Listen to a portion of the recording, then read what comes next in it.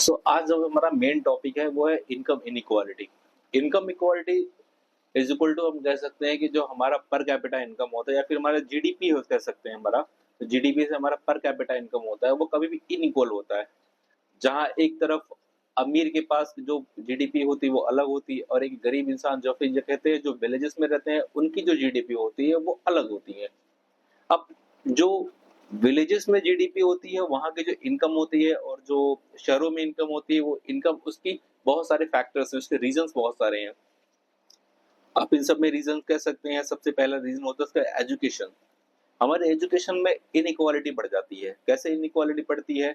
हमारे जो गांव में रहते हैं उनके जो प्रॉपर एजुकेशन है वो प्रॉपर नहीं हो पाते, उनकी जो सीखने की क्षमता होती है, ये कह सकते हैं कि वहाँ पे जो सारे हमें फैसिलिटीज मिलनी चाहिए वो हमारी फैसिलिटीज हमें मिल नहीं पाती हैं।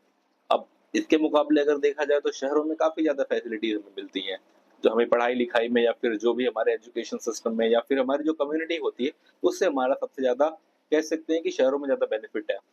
अब बहुत सारी चीजें हैं, बहुत सारे फैक्टर्स इसके अंदर, बहुत सारे इनकम इसके अंदर बहुत ज्यादा कंटेन करते हैं।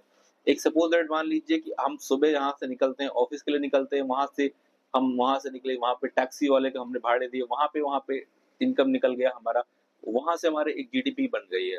लेकिन अगर इसके मुकाबले हम गांव की बात करें तो गांव में सबसे ज्यादा बड़ा स्रोत है इनकम का वो होता है कि किसानों की इनकम। अब वहां जो इनकम निकल के आती है उसके मुकाबले अगर देखा तो शहरों की इनकम ज्यादा होती है। एक अमीर के पास जो इनकम होती है और एक जो गरीब के पास इनकम होती है, दोनों में बहुत डिफरेंस होता है।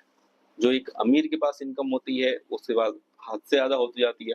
आज जहाँ एक इनकम इंसान के पास खाने की कमी है, वहां दूसरे इंसान को, एक अमीर इंसान को दिखे तो उसके पास पैसों की कोई कमी नहीं है। जहाँ उसको खर्चे करने से पहले सोचना नहीं पड़ता, वहाँ एक गरीब इंसान के पास खाने के लिए नहीं होता। तो ऐसी बहुत सारी जो चीजें फैक्टर्स है वो हमारे इनकम इक्वालिटी को कभी न कभी बढ़ाती रहती है। हम इन सब चीजों से छुटकारा अगर पाना चाहते हैं तो सबसे पहले हमें एजुकेशन पे ध्यान देना पड़ेगा, हमारे इक्वालिटी जो सबसे वेरी इंपॉर्टेंट है। क्योंकि हम देश की अगर इनकम की बात करें जीडीपी तो वो हमारी ज्यादा है। हम कह सकते हैं कि एक पर पर्सन की इनकम अगर पूरे देश के सारे पब्लिक में डिवाइड की जाए तो वो एक अलग बात होगी। लेकिन अगर एक्चुअलिटी में देखने जाएंगे तो बहुत डिफरेंस है, डिफरेंसेस आ जाते हैं हमारी चीजों में। स्टैंडर्ड ऑफ लिविंग अगर देखा जाए तो एक विलेज की पर्सन की और एक सिटी की पर्सन की, दोनों में बहुत डिफरेंसेस है। डिफरेंसेस इन सब चीजों से बनते रहते और एक टाइम डिफरेंसेस काफी ज्यादा बन जाते हैं। अब हमारी इकोनॉमिक ग्रोथ देखा जाए तो इकोनॉमिक ग्रोथ हमारे कंट्री लेवल पे होती है, लेकिन एक जो हर एक इंसान की जो ग्रोथ होती है वो दूसरी बात में आती है। तो हम ये कभी नहीं कह सकते कि जो हमारी जीडीपी होती है और जो एक नॉर्मल इनकम जो पर्सन की इनकम होती है दोनों सेम नहीं हो सकती। हमें इसको इक्वल लाने की जरूरत है। अगर इक्वल हमें इसको लेके आना है तो सबसे पहले हमारे कुछ फैक्टर्स हैं, जैसे हमारी एजुकेशन, सबसे मेन चीज हमारा एजुकेशन ही होता है।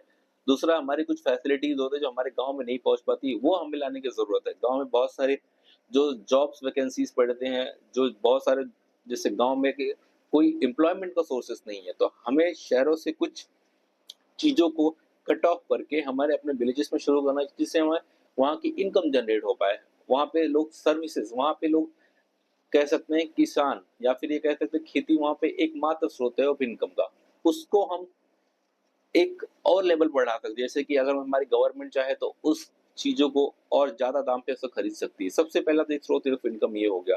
दूसरे बहुत सारे सर्विसेज सेक्टर जैसे कि हमारे एयरपोर्ट्स हो गए या फिर हमें कोई हमारे टूरिज्म हो गया, टूरिज्म को हम बढ़ावा दे सकते हैं। इससे क्या होगा कि वहाँ की जो लोग हैं उनको एम्प्लॉयमेंट मिलेगा और जिससे उनकी इनकम बढ़ेगी। और भी बहुत सारे फैक्टर्स हैं, आगे हम डिस्कस करेंगे इस वीडियो में। इसमें सबसे मेन चीज होती है हमारी टेक्नोलॉजिकल ग्रोथ। टेक्नोलॉजिकल ग्रोथ बहुत जरूरी है शहरों के लिए या फिर गाँव के लिए। कह सकते हैं हम इसमें टेक्निक्स जो होती है, जो उनकी विलेजेस की जो हमारी खेती करने की टेक्निक्स होती है, इसमें हमें काफी ज्यादा ग्रोथ देखने को मिल जाती है। दूसरी हमारी टेक्निक होती है कि हमारे सोशल और economic development. Social economic development example के तौर से समझते हैं। एक जो गांव में रहने वाला बच्चा होता है और एक जो शहर में रहने वाला बच्चा होता है, दोनों साथ के साथ हर चीजों से पैदा होते हैं, लेकिन उनकी जो ग्रोथ होती है धीमे धीमे अगर देखा जाए अब तो, जो शहर के बच्चे की ग्रोथ होती है वो गांव के बच्चे की ग्रोथ से ज्यादा बेटर होती है। उसको सीखने की, उसकी जो एजुकेशन कह सकते हैं, उसकी जो नॉलेज होती है, उसका जो माहौल होता है, वो सारी चीजें डिपेंड करती है। अब जैसे आप मान लीजिए एक शहर का बच्चा बड़ा हुआ, एक गाँव का बच्चा बड़ा हुआ। अब शहर के बच्चे के पास कंप्यूटराइज़्ड नॉलेज होती है, इंग्लिश नॉलेज होती है, जो कि आज से ग्लोबलाइज़्ड लैंग्वेज है। आज बहुत सारी फैक्टर्स में उस चीज़ों को उसको ज़्यादा प्रायोरिटी मिलती है, जबकि एक विलेज का जो बच्चा होता है उसको कम प्रायोरिटी मिलती है।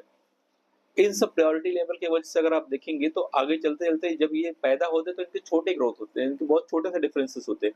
लेकिन जब ये बड़े होते-होते जब एक टाइम पे बड़े होते हैं तब इनकी जो डिफरेंसेस होते हैं वो हद से ज़्यादा होते हैं। इसीलिए अगर आप देखा जाए तो जो जॉब मिलती हैं वो शहरों की मिलती हैं, शहरों के बच्चों को मिलती हैं, जबकि एज़ कम्पेयर टू अगर गाँव के बच्चों को देखा जाए तो उनको कम मिलती है इस मामले में, जॉब्स वगैरह कम मिलती हैं, तो उनकी ग्रोथ कम होती है। इसकी वजह से उन्हें खेती में जाना पड़ता है। बहुत सारी ऐसे फैक्टर्स आते हैं जो हमारे इनकम इनक्वालिटी को बढ़ावा देते हैं, इंक्रीज़ करती हैं। इसलिए हमें इन सबको ठीक करने की ज़रूरत है। वैसे किसी भी टॉपिक पे अगर आप वीडियो चाहते हैं, अगर किसी भी टॉपिक पे अगर आप वीडियो चाहते हैं, किसी भी प्रॉब्लम का सॉल्यूशन अगर आप चाहते हैं, अगर इसमें मैथमेटिक्स हो गया या फिर साइंस हो गया, कुछ भी हो जाए तो आप डायरेक्टली कमेंट करके बता सकते हैं। मैं उसके चेक करके नेक्स्ट टाइम उसी टॉपिक पे वीडियो बनाऊँगा।